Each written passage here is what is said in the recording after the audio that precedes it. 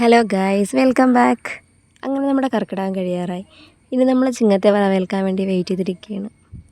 അതുകൊണ്ട് തന്നെ കർക്കിടകത്തിൽ ഞങ്ങളുടെ വീട്ടിലുണ്ടാക്കിയ കർക്കിടക കഞ്ഞിയെ പറ്റിയാണ് കേട്ടോ ഇന്നത്തെ വീഡിയോ ചെയ്യാൻ പോണത്. കർക്കിടക കഞ്ഞിയാണെങ്കിലും ഓരോരുത്തരുടെ അറിവനുസരിച്ച് വ്യത്യസ്തമായിരിക്കും. ഞങ്ങളിവിടെ ചെയ്തിരിക്കുന്നത് ഞവരയരിയും ചെറുപയറും മുതിരയും ഉലുവയും നന്നായിട്ട് കഴുകി കുതിർക്കാനിട്ടു. രാത്രിയിലത്തേക്കാണ് കേട്ടോ കഞ്ഞി വെച്ചത്. കുതിർന്നതിന് ശേഷം കുറച്ച് ഉപ്പിട്ട് ഞങ്ങൾ വേവിക്കാനാട്ടോ വെച്ചത്. അതിനുശേഷം നമുക്ക് ആ കഞ്ഞിയിൽ ചേർക്കാനുള്ള ഒരുപാട് ഔഷധ സസ്യങ്ങളുടെ ആവശ്യമുണ്ട്. നമ്മുടെ വീട്ടു പരിസരത്ത് കിട്ടാവുന്ന ഔഷധ സസ്യങ്ങൾ പറിക്കാനായിട്ട് ഞങ്ങൾ ഇറങ്ങി. അങ്ങനെ ഞങ്ങൾക്ക് കിട്ടിയ സസ്യങ്ങളാട്ടോ നിങ്ങളീ കണ്ടുകൊണ്ടിരിക്കുന്നത്.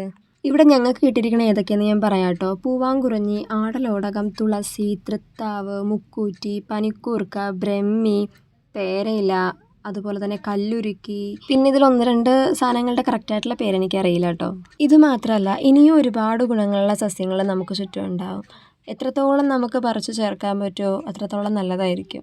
കഞ്ഞി സൈഡിൽ വേകാൻ വെച്ചിട്ടുണ്ടല്ലോ, ആ സമയം കൊണ്ട് നമ്മൾ ഈ പറിച്ചെടുത്തിരിക്കുന്ന ഇലകളെല്ലാം നന്നായിട്ട് മിക്സിയിൽ അടിച്ച് അതിൻ്റെ നീര് മാത്രമാണ് പിഴിഞ്ഞെടുക്കുന്നത്. കഞ്ഞിയിലേക്ക് നമ്മൾ നീരാണ് ഒഴിക്കുന്നത്.